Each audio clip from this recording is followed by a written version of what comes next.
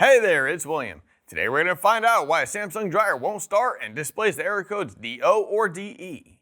Now this is a common problem that's often due to a malfunctioning main PCB or a faulty door switch.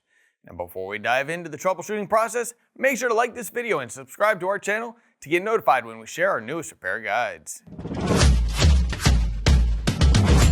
With over 2 million products in stock and the know-how to help you do it yourself, we are AppliancePartsPros.com. Today we'll need a Phillips screwdriver and a multimeter. Also, please remember that safety comes first.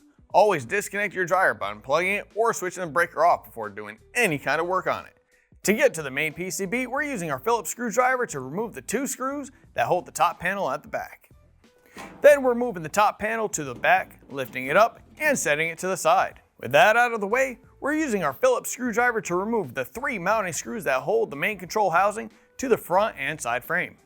Then we can carefully rotate the main control so that we can get access to the wires and make sure no bare wires are touching any metal. We need to find the connections CN7 and CN1. Then we can grab our meter and set it to continuity, which looks like a sideways Wi-Fi symbol. Now remove the wire connection CN1. With the dryer door closed, we're testing from the brown wire on CN1 to the blue wire on CN7. If you have continuity, then the main PCB has failed. If there's no continuity, then the door switch has failed. Now, before we do anything else, I'm going to show you how to be 100% sure that the door switch has failed. We can do this by accessing it directly. Now we're lifting up on the console and pulling it away from the dryer. We're disconnecting the wires behind the console on the right. Then we can lift up on the console and setting the console to the side. Now we're going to use our Phillips screwdriver to remove the 2 screws behind the door in front of the lint trap and the lint filter. We also need to remove the 4 screws at the top of the panel. Then we can slightly lift the front panel up and rotate it forward. Once we've done that, we can disconnect the door switch harness.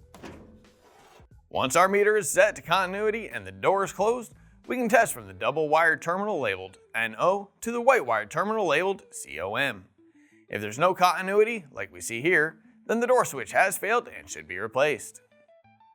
If you found out that the door switch is bad, then we're going to open the door to allow the switch to move. Then we can reach to the back of the door switch and press the locking tab towards the switch body. We're pushing the door switch to the front of the panel and rotating it out.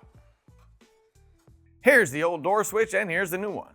If you've already got one, great. If not, you can pick one up at AppliancePartsPros.com.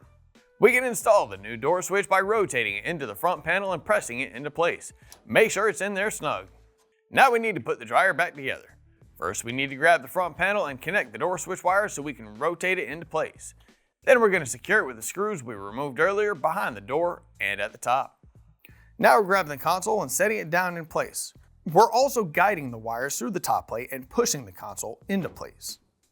Then we can use our Phillips screwdriver to rotate the main control back in place and secure it with the 3 Phillips screws that we removed earlier. Now we're grabbing our top panel, setting it on the dryer about 3 inches or so from the console, and then sliding it forward. We need to secure the top panel with the final Phillips screws, and with that, we're all done. Don't forget to plug the power cord back in or turn that breaker back on. You made it! If you found out that the main PCB, door switch, or something else is faulty in your dryer, head over to AppliancePartsPros.com with your model number to order parts you need. Most orders arrive within just a couple of days, so you can get your dryer back up and running in no time. And we'll still be here to help you install them. We'd love to hear how the repair process went, so feel free to leave a comment below to share your experiences. Thanks for watching, and we'll see you next time.